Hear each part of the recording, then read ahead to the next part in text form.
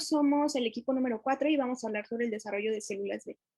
Las personas que integran en este equipo son Jaime Ramírez Itzel, Ojeda Santiago Mayra Abigail, Pérez García Fátima Geraldine, Reynoso Leiva Michelle Alexandra, Sánchez Lozada Azul.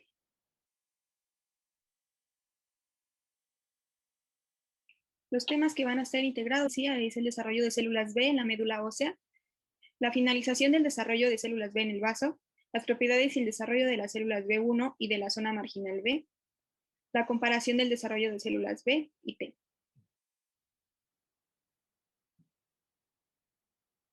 Yo les voy a hablar sobre el desarrollo de las células B en la médula ósea. Pues bueno, en la médula ósea se va a contener un microambiente o nichos que van a estar poblados por unas células hematopoyéticas y pues varias células estromales. Estas células estromales van a expresar proteínas que nos van a apoyar a esta supervivencia y división a largo plazo de las células madre hematopoyéticas y a estas vías de desarrollo.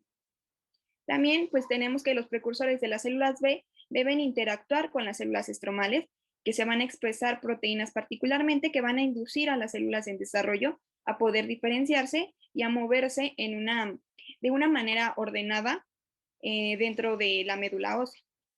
Y pues bueno, la célula madre hematopoyética va a comenzar su vida en contacto cercano con los osteoblastos, como les voy a mostrar en la siguiente imagen. Aquí podemos ver que la célula madre hematopoyética va a estar en contacto con los osteoblastos en una área cerca del revestimiento de la médula ósea y este va a ser un nicho endóstico que nos va a proporcionar un entorno propicio para poder mantener a largo plazo de esta célula. Y pues bueno, esta célula y las células progenitoras tempranas pues nos van a expresar el receptor c-KIT o CD117 que se va a unir al factor de las células madre del ligando. Esto va a mantener las células en este nicho y va a influir en su diferenciación en las células progenitoras, ya que una vez que esté diferenciada a la etapa de las células pre-Pro-B, una célula B en desarrollo pues va a requerir de las señales de la quimiosina CXL12 que podemos ver en la imagen, y esta pues va a estar segregada por ciertas células estromales que nos va a ayudar para avanzar en la etapa de las células Pro-B. Las células Pro-B van a requerir la señalización de la citosina interleucina 7 y pues nos va a ayudar para madurar hasta la etapa pre-B. Una vez que esté ahí, pues las células progenitoras luego se van a mover para ganar pues contacto con las células estromales que nos van a expresar el CXL12 para después abandonar la célula estromal que nos va a expresar la interleucina 7. Y pues la célula pre-B completa su diferenciación y pues va a dejar la médula ósea como una célula B inmadura, y las células B inmaduras pues nos van a expresar el receptor C1P, que va a reconocer un quimiotrayente de lípidos 1-fosfato de esfingosina.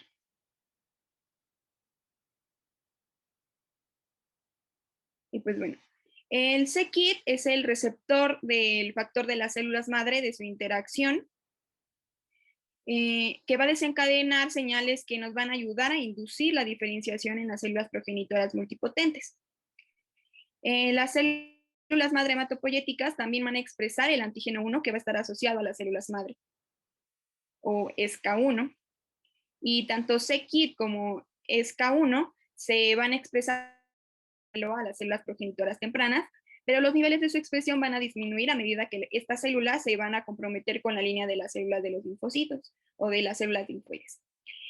Los progenitores multipotentes pues van a estar generados después del c-KIT, que van a señalar la capacidad de la autorrenovación, que va a estar extensa y que va a estar caracterizada por las células madre hematopoyética, y que esta va a conservar el potencial de diferenciarse en varias líneas hematopoyéticas diferentes. Los factores de transcripción como el ícaros y el factor de caja purina 1 o PU1 y E2A van a participar en las etapas más tempranas del desarrollo de los linfocitos. El ícaros pues va a reclutar estos complejos de remodelación de la cromatina en ciertas regiones del ADN y pues nos va a garantizar la accesibilidad de los genes necesarios para poder desarrollar estas células B.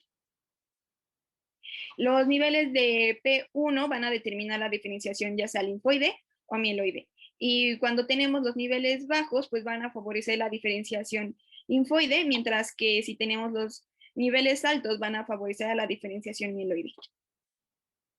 Y pues el, el PU1 va a actuar al menos pues en una parte para iniciar esta remodelación del nucleosoma y que va a ser seguida por la modificación de las histonas para poder especificarse pues, en ciertas regiones.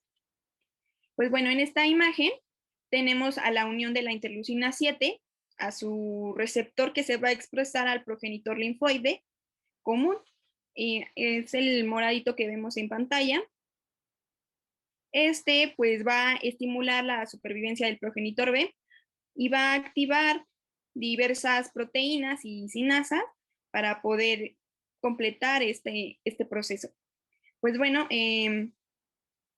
esta interleucina 7 va, va a hacer que se activen las sinasas JAK1 y JAK3 para posteriormente estimular al STAT5. El STAT5 pues va a estimular la supervivencia del progenitor B para poder activar a la proteína MC1 que tenemos abajo. Esta proteína pues es una proteína antiapoptótica y la proliferación pues nos va a ayudar a esto, a la proliferación. También nos va a activar a las proteínas de control de la proliferativas, como son la NMIC y la CMIC. El STAT5 pues va a colaborar con las proteínas como el E2A y el RUNX1 y el FOXO1 para poder promover esta expresión del factor 1 que va a ser temprano en las células B. También el EBF1 pues va a retroalimentar para poder mejorar esta expresión del el E2A y el FOXO1. Y pues bueno, el E2A, el EBF1 y el PU1 e Ícaros pues van a promover la expresión del PAC5 y en conjunto pues van a activar a muchos genes que van a conducir a la especificación y compromiso de la línea de las células B. Y pues a medida que estas células se van a comprometer a hacer una línea linfoide, pues van a comenzar a prepararse para reorganizar sus genes y los receptores de este antígeno. Van a comenzar a expresar el RAG1, 2. En la otra, por favor. Y pues esta célula progenitora linfoide temprana va a migrar fuera de la médula ósea para sembrar al timo y servir como progenitores de las células T. El, el progenitor en su camino hacia el compromiso pues, de estas células B se va a perder del potencial mieloide, pero pues aún va a conservar el potencial de poder madurar a lo largo de las vías que van a conducir a las células T. Y no solo a estas, sino también a los citolíticos, perdón, NK y a las células dendríticas convencionales. También las señales que van a recibir a través de la interleucina 7 junto con el E2A y el FOXO1 van a activar esta expresión del factor de transcripción clave, que va a ser el factor temprano 1 de las células B o el EBF1. La señalización del STAT5 va a regular la expresión de la molécula antiapoptótica MCL1 que va a apoyar a esta supervivencia celular.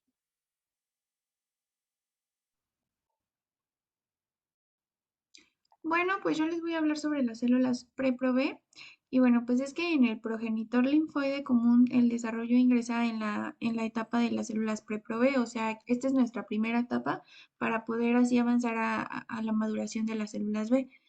Em, para empezar, vamos a tener al EBF1, el cual va a ser un importante factor de transcripción en el desarrollo linfoide, porque nos va a ayudar a la transcripción del gen EBF1. Entonces, bajo este mismo control de múltiples factores de transcripción. Además, también vamos a tener a los genes STAT5, E2A y FOX1, así como al RUNX1, los cuales van a ayudar a la transcripción de también el EBF1. Bueno, en el estadio de las células que va a ser pre-Pro-B, EBF1 junto con el E2A se van a unir al locus de la cadena pesada de la inmunoglobulina, promoviendo la accesibilidad de los segmentos del gen DJUY. Y este va a ser nuestro primer paso para la recombinación del gen IG.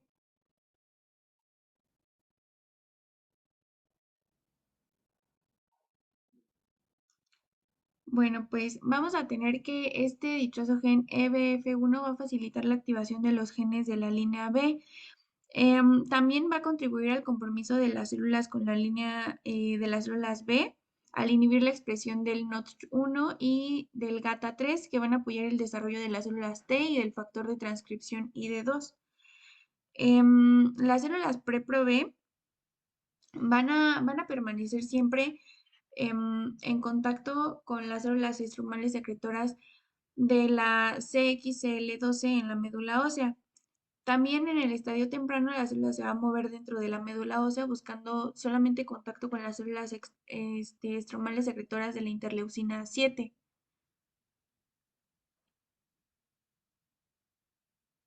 Bueno, ahora vamos a hablar sobre la siguiente etapa, que es las células Pro-B. Y bueno, en esta etapa inicial, que bueno, también se puede llamar como células progenitoras B, se van a completar la combinación de DA, JHI y la célula va a comenzar a prepararse para la unión de BH a DJH. Todo esto, bueno, en todo esto va a intervenir el gen PAC6, que luego se va a expresar a lo largo del desarrollo de la célula B hasta que la célula B madura sea activada por antígeno para diferenciarse en células plasmáticas secretoras de anticuerpos. También este nos va a ayudar a retroalimentar para reforzar la expresión del EBF1, el cual va a ser un circuito regulador de retroalimentación. También nos va a denotar el paso de la etapa tardía del desarrollo de las células Pro-B. También nos va a ayudar como un protagonista para que así, bueno, se pueda dar la represión transcripcional o es decir, el bloqueo de la expresión del gen del NOTCH1. También va a promover la combinación de, de VY a DJY al contraer el locus del IGH. Al finalizar toda esta etapa de las células Pro-B, la mayoría de las células han iniciado la recombinación del segmento del gen BY a DJY y G que se va a completar con el inicio de la etapa temprana de las células Pro-B, que son las células Pro-B precursoras, lo que va a permitir expresar la proteína Mi de cadena pesada.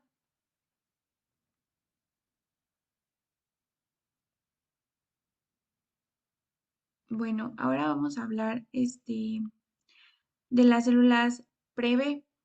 Esta es otra etapa entre los genes activados de las células Pro-B por EBF1 y PAC5 y van a estar codificando a B pre-B y a lambda 5 que van a juntos comprender la cadena ligera o la cadena sustituta. Esta se va a emparejar con otras dos cadenas pesadas Mi formando el receptor de las células pre-B.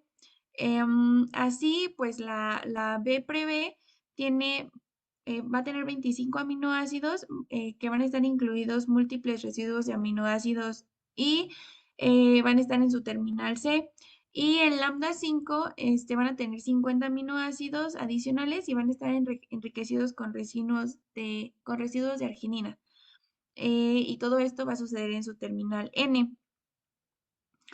También en la cadena pesada del CDR3 o el complemento determinante de la región 3, va a ser el reconocimiento y bueno, todo esto va a ser la autoagregación independiente del ligando y va a iniciar las señales a través de la cadena de señalización del IG alfa y del IG beta. que van a hacer contribuciones con el receptor de CD19. Todas estas señales pre-BCR van a iniciar en una secuencia de eventos esenciales para el desarrollo de las células B. Bueno, ahora vamos a hablar sobre el receptor de las células pre-B. Aquí podemos observar en la imagen, pues el diagrama nos va a empezar hablando de la composición del pre-BCR, que va a estar compuesta de dos cadenas pesadas Mi, que son las cadenas azules, y todas estas van a estar asociadas a dos cadenas ligeras sustitutas, y cada una de estas va a estar compuesta por lambda 5, dominio de tipo J más E, de cadena ligera, que es la que vemos en rojo, y también por un V pre B o dominio de tipo B de cadena ligera, que va a estar dado por el color amarillo. Y estas van a tener unas colas peptídicas adicionales a los extremos de CD, V pre B y en el extremo N y en lambda 5. Todas estas células que no se han reorganizado de manera productiva y que expresan una cadena pesada Mi, y una que puede asociarse a otra cadena pesada Mi o con dos cadenas ligeras sustitutas para la pre-BCR que transmite señales, se van a someter a apoptosis. En cuanto a la expresión del pre-BCR funcional, pues va a constituir al punto de control y este va a ser el primero de todas las células pre-B en el desarrollo de las células B. Em, Siguiente, por favor.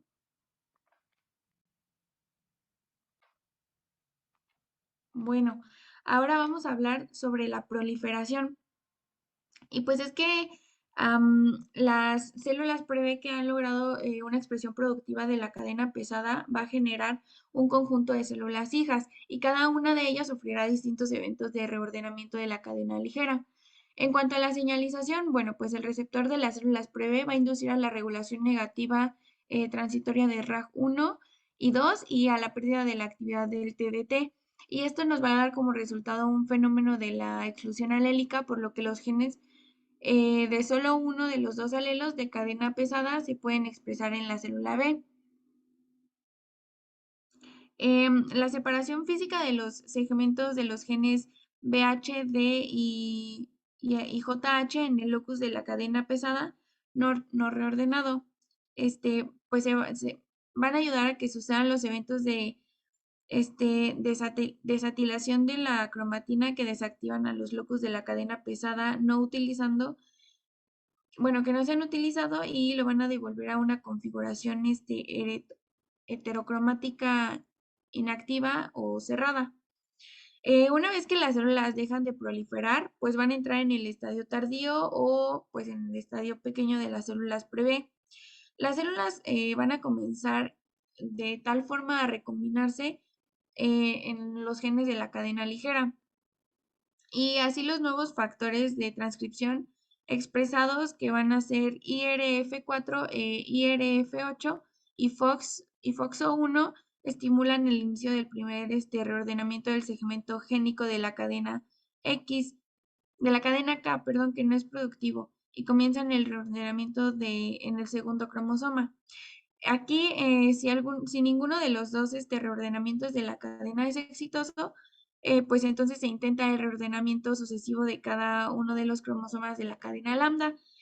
Y bueno, si el reordenamiento se inicia aleatoriamente en el loci lambda. Una vez que se ha completado el reordenamiento de la cadena ligera, el receptor de la cadena B de IgM se va a expresar en la superficie de la célula y va a señalar a la célula.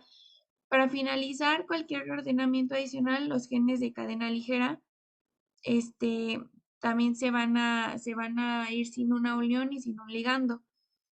Ahora entonces la célula pues ya es una célula B inmadura definida por la expresión de la IgM de membrana, y si los intentos de reordenamiento del gen de la inmunoglobulina de cadena ligera, las células nacientes van a morir por apoptosis. Pero si en el punto P de control la célula inmadura, o bueno, aquí vamos a tener el segundo punto de control, pues la célula prevé que haya reorganizado con éxito sus cadenas pesadas, entonces van a empezar a expresar la MIG-M y continuarán para formar las células B inmaduras. Hola, mi nombre es Itzel Jaime Ramírez y yo les voy a hablar acerca de la finalización del desarrollo de las células B en el vaso. Ok, tenemos que las células B inmaduras van a salir de la médula ósea a través de su receptor 1-fosfato de esfingosina o por sus siglas S1P. Después estas células van a migrar hacia el vaso donde terminarán su diferenciación en célula B madura. A través de algunos estudios, como lo es la sintometría de flujo, nos ha ayudado a dividir a las células B inmaduras en dos tipos, a las células transicionales T1 y T2 y a las células B periféricas o de transición T3, que estas van a ser células anérgicas. Ok, tenemos primero a las T1 y a las T2, las cuales se van a caracterizar porque la expresión de su superficie celular va a tener alto nivel de inmunoglobulina D, van a expresar CD21 y CD23 y también van a expresar al receptor BAF, que este nos va a ayudar a la supervivencia de la célula. Se ha demostrado que las células B1 en ratones dan origen a las T2 y después se diferencian a las células maduras, es decir, que el orden secuencial va a ser de T1, T2 y célula madura. Y este proceso se va a durar de 3 a 4 días. La mayoría de las BU de T1 a T2 este proceso se lleva a cabo en el vaso, aunque el 25% de estas células se sabe que el 25% sale ya con la diferenciación de T2 ya estando pues en este estadio.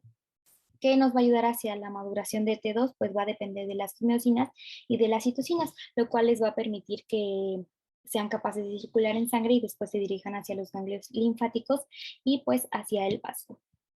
La ruta de las células B, pues básicamente es que abandonan la médula ósea e ingresan al vaso a través de la arteriola central y se van a depositar en los senos marginales de las T1, donde se van a filtrar en el vaso, en la zona de las células T y van a madurar hacia la etapa T2. Van a ingresar hacia los folículos donde terminarán su maduración como linfocitos B convencionales, como los conocemos. Entre la etapa T1 y T2 vamos a tener el empalme de la cadena pesada, que es el ARN mensajero. Las B maduras van a contener 10 veces más inmunoglobulinas B que la inmunoglobulina M, por lo que al expresarse la inmunoglobulina D van a dar como resultado la regulación ascendente de los receptores de inmunoglobulina. También vamos a tener que el BCR va a darles antígenos propios que va a depender del proceso de maduración. B, al no tener estos antígenos, pues van a morir estas células pues, por apoptosis durante este proceso.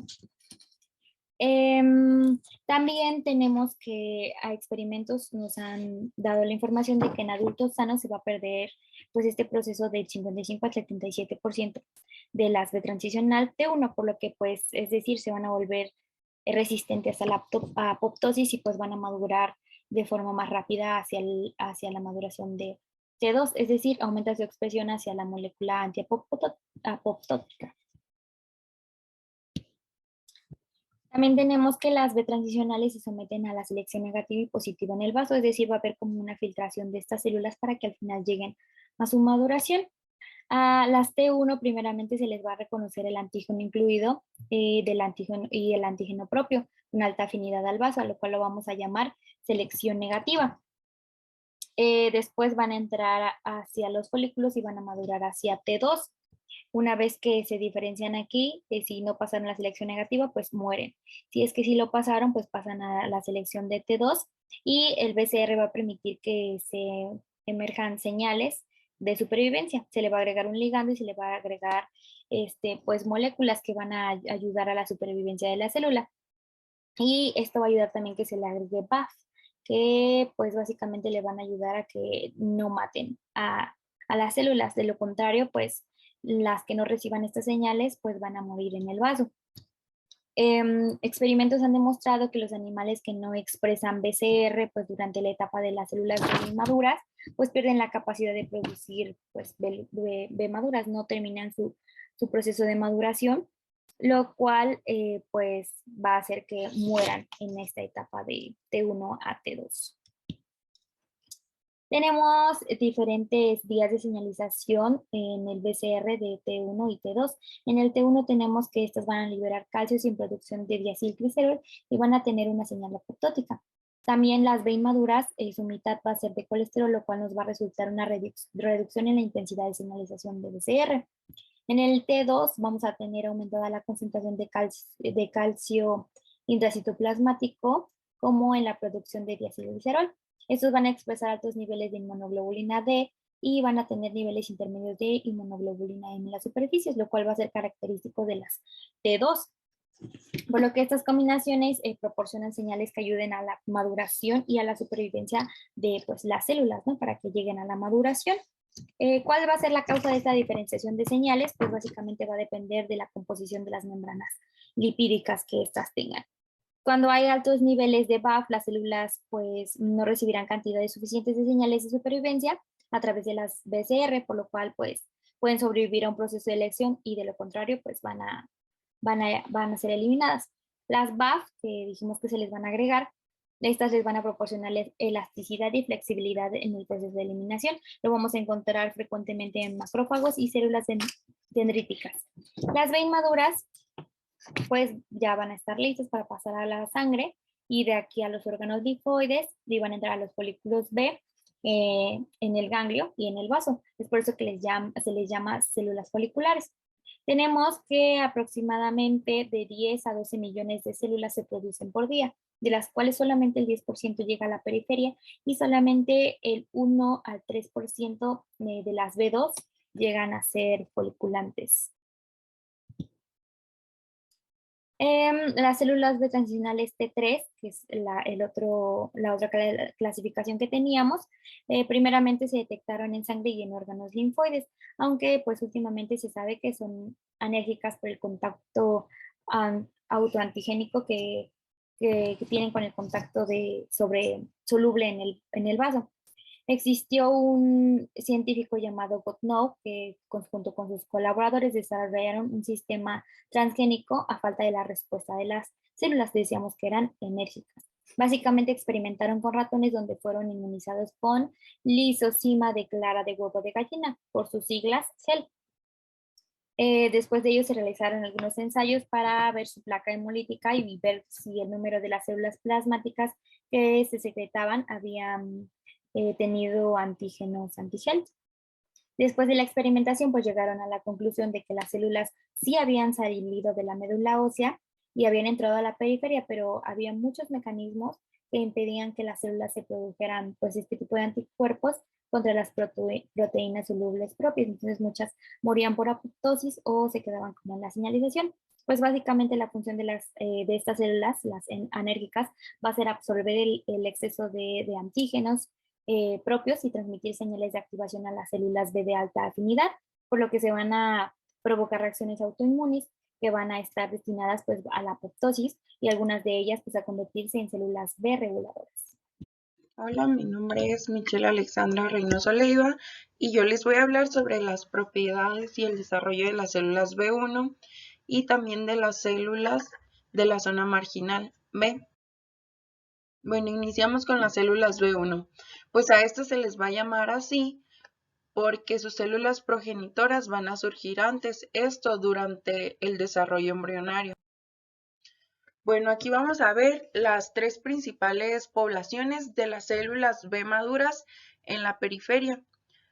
Vamos a tener las células B1 y las células B de la zona marginal van a ser de las que voy a estarles hablando. Hay que tomar en cuenta que las células con el fenotipo B1 también se van a dividir en las B1A y en las B1B. Ok, aquí tenemos esta tabla donde está el atributo. Los sitios principales de las células B1 es en las cavidades peritoneales y pleurales, y de las B de la zona marginal son las zonas marginales del vaso. La fuente de células B nuevas. En las B1 se renuevan por sí mismas, esto es por división de células B1 existentes, y en las células B de la zona marginal esta fuente de células nuevas es de vida prolongadas y pueden ser células que se renuevan por sí mismas. También en diversidad de la región B Las B1 son de diversidad restringida y las B de la zona marginal son un poco restringidas. La hipermutación somática de las B1 no hay y de las de la zona marginal no está aún clara. Los requerimientos de ayuda de células T, las B1 no la van a necesitar y las de la zona marginal es variable si las necesitan o no. Los isotipos que van a producir las B1 son cifras altas de IgM y las de la zona marginal van a ser principalmente las IgM y en una diferencia, en un poco menos, va a ser de las IgG. En la respuesta a antígenos carbohidratos, las B1 sí reaccionan y las de zona marginal también. En respuesta a los antígenos proteicos, las B1 esto es posiblemente y las de la zona marginal sí. La memoria. Las B1 tienen muy poca o ninguna memoria y de las de la zona marginal esta memoria es desconocida aún. De las IgD de superficie sobre células B maduras, las B1 es poca o ninguna y también las de la zona marginal. Bueno, células de tipo B1. Pues estos tipos B1 van a ser similares en sus propiedades y los tipos de B1A que expresan CD5 son células del prototipo B1. Hay que recordar, como ya les había comentado, que estas se pueden dividir en B1A y B1B. ¿Esto por qué? Pues va a ser según la expresión del marcador de superficie CD5. Bueno, las células B1A.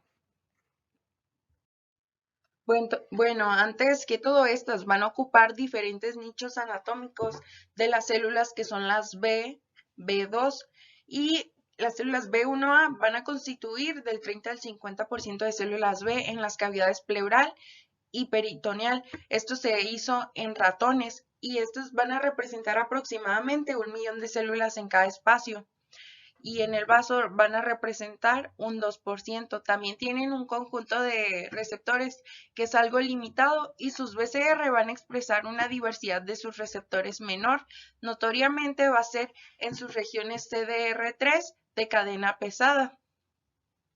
También está expuesta en eritrocitos viejos y células también apoptóticas y su conjunto de anticuerpos va a reconocer los antígenos propios de naturaleza lipídica y polisacárida conservados.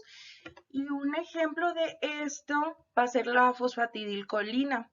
Y en estos anticuerpos lo que hay son poquitos nucleótidos N en la región CDR3 de la cadena pesada.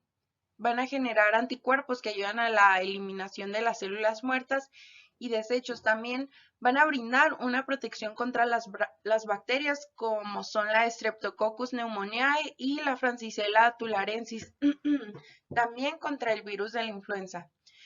Estas pues ocupan un nicho funcional que los va a unir a los sistemas inmunes innatos y a las adaptativas.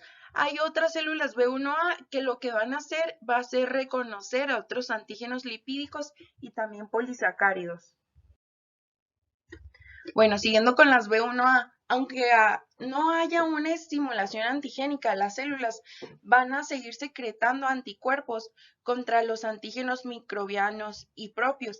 Estos se llaman anticuerpos naturales, pues estos anticuerpos séridos, que la mayoría son IgM, van a proporcionar la primera línea de protección contra la invasión de muchos microorganismos, pero estos también van a poder generar anticuerpos sin ayuda de las células T cooperadoras, como lo había mencionado en la tablita de la comparación, que no necesitan a las células T.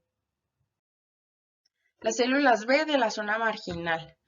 Bueno, estas tienen relativamente altos niveles de IgM de membrana y el receptor de complemento B, CD21. Hay que saber que tienen este nombre de células B de la zona marginal por la ubicación donde están.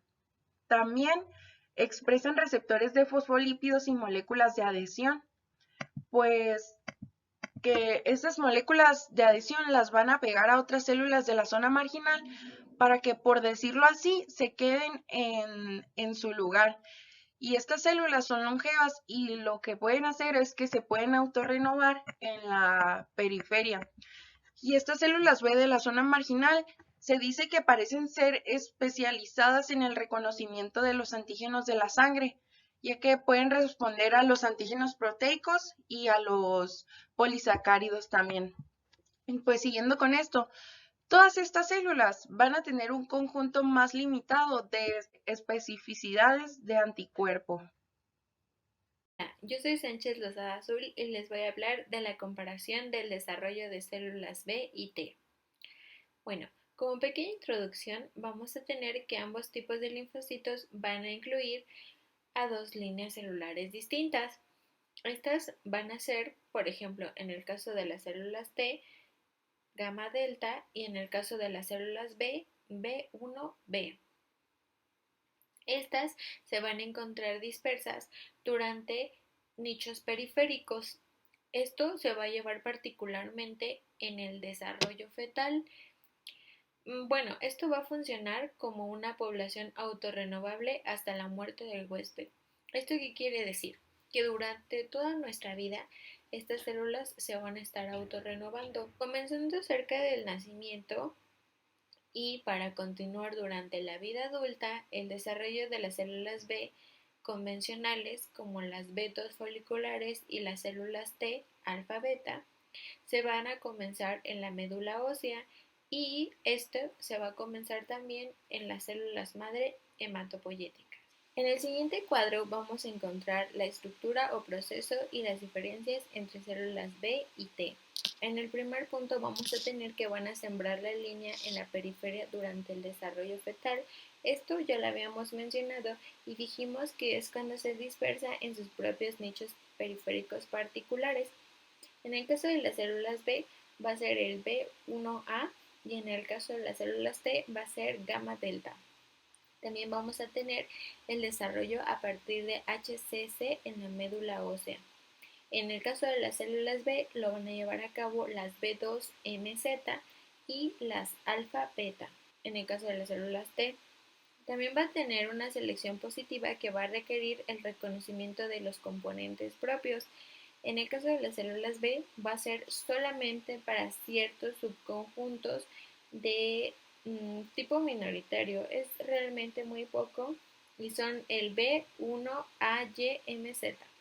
Y en el caso de las células T, vamos a tener que va a ser una unión de baja afinidad del complejo de histocompatibilidad propio y péptido propio también, que se va a llevar a cabo en el timo y es necesario para la selección positiva. Si no tenemos esto, no se puede llevar a cabo. También vamos a tener la exclusión alélica del receptor al antígeno. Esto, en el caso de las células B, se va a llevar a cabo por cadenas pesadas y ligeras, y en el caso de las células T, se va a llevar a cabo por la cadena beta de TCR. Ahora, vamos a tener que en la edición del receptor de la cadena BCR o TCR, en el caso de las células B, nos va a ayudar para eliminar el BCR autorreactivo, que es de suma importancia para que éste pueda continuar con su proceso. Y también vamos a tener en las células T, que va a ser el reordenamiento de los segmentos TCR, alfa B y J restantes. Esto nos va a ayudar a poder continuar hasta que se forme un TCR que pueda reconocer a un péptido.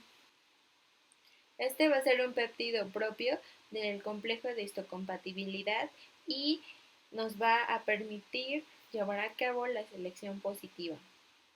Ahora vamos a tener que la selección negativa va a implicar la expresión de antígenos propios del tejido periférico a órganos linfoides primarios. Esto es algo que las células B no van a realizar. Y en el caso de las células T, lo van a llevar a cabo los antígenos propios del tejido periférico. Se van a expresar en el timo bajo la influencia de un regulador de transcripción. El regulador aire va a ser un regulador de transcripción autoinmune o conocido como regulador de transcripción aire, que nos va a ayudar a... Es un factor de transcripción que se encuentra en la médula ósea y va a ayudar en la prevención de enfermedades autoinmunes.